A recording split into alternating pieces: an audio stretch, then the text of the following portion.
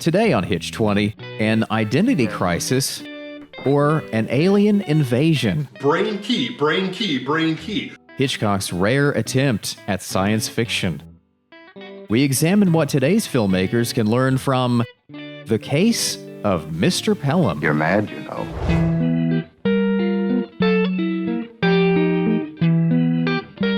Much has been said about the 52 feature films that Hitchcock directed, but nobody talks about the 20 television episodes he also directed. Good evening. I'm Alfred Hitchcock. The Hitch20.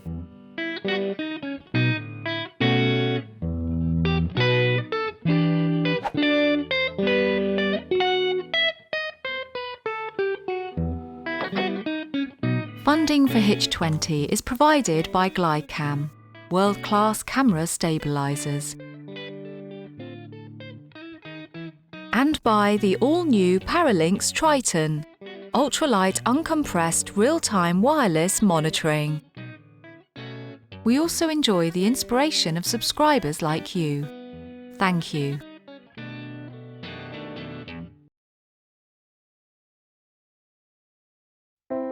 Most filmmakers who are trying to be Hitchcockian are interested in creating a rising feeling of anxiety in their audience.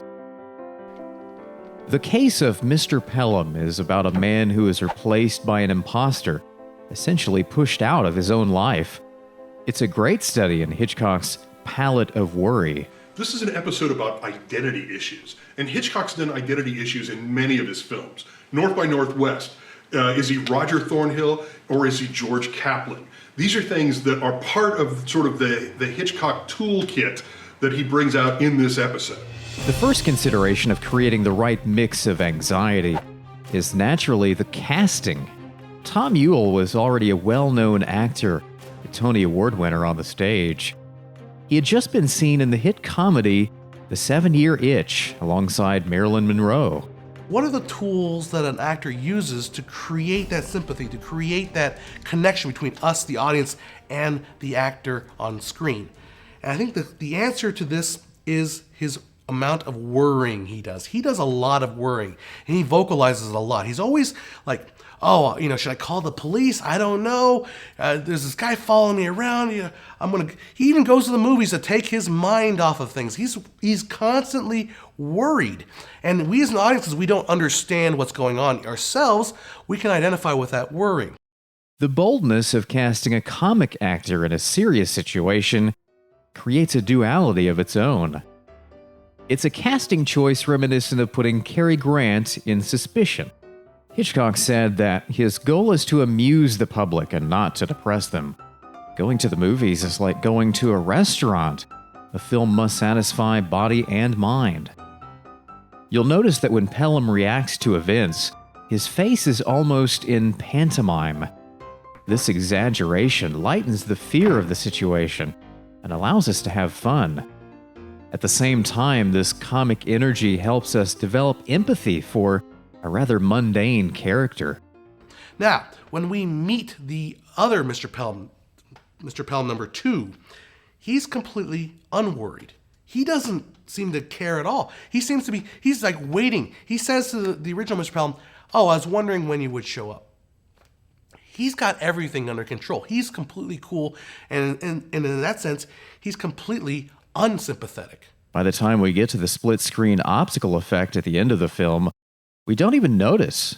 We're so in belief of these two as separate identities. This is done by subtly coaxing us into forming allegiances with certain characters. For example, take a look at this introduction to Dr. Harley. As they both walk toward the table, notice that the doctor looks directly at us, as if we are also in the room and he's acknowledging our presence. Somehow this plants the seed of trust. A psychiatrist is an interesting character. He has absolutely zero effect on the plot. You could take that character out and the plot would have happened exactly as it would if he was in it. His job is to get us, the viewer, up to speed on what's going on. The psychologist also serves as a sort of barometer for the audience to gauge whether Pelham is hallucinating or if things really are as they seem. It seems pretty clear this double is a real person.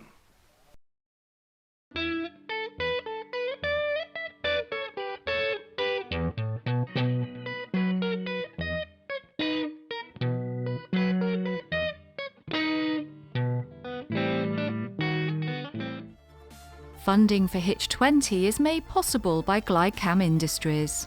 Filmmakers around the world know that GlideCam stabilizers give you the smoothest flowing video with easy operation.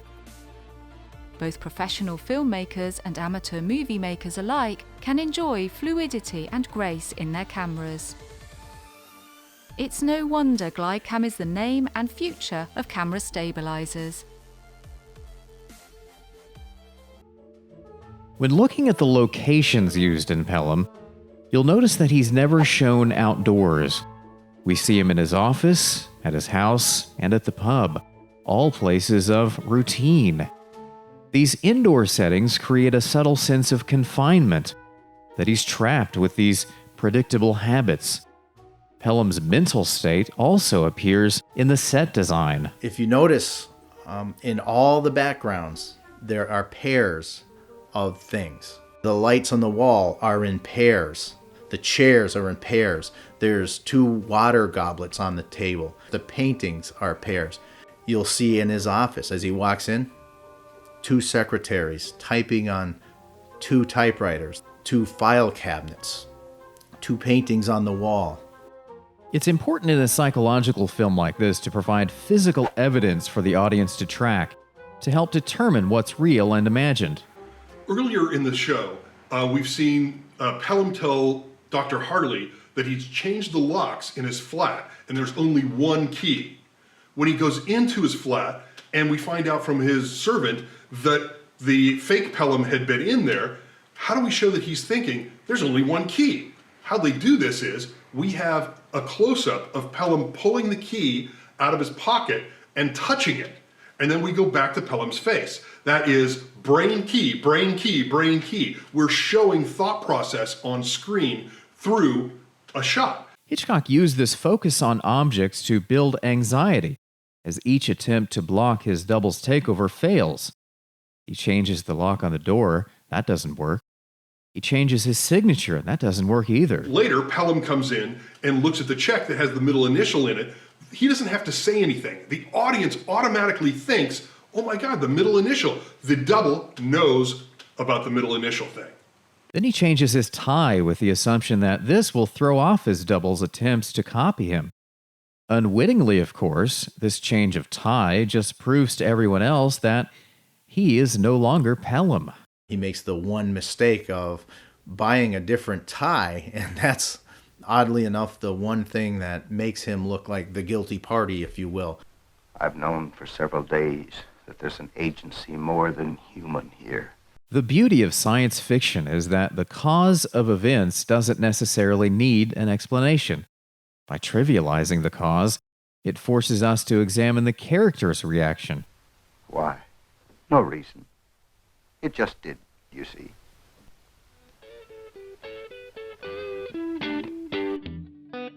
The Case of Mr. Pelham is unique for Hitchcock.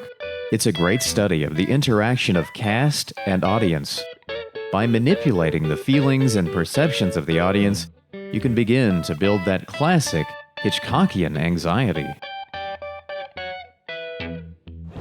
Join us at borgus.com for more on Hitchcock and subscribe to our YouTube channel. Read our Hitchcock ebook and watch our Hitchcock homage film, Offing David.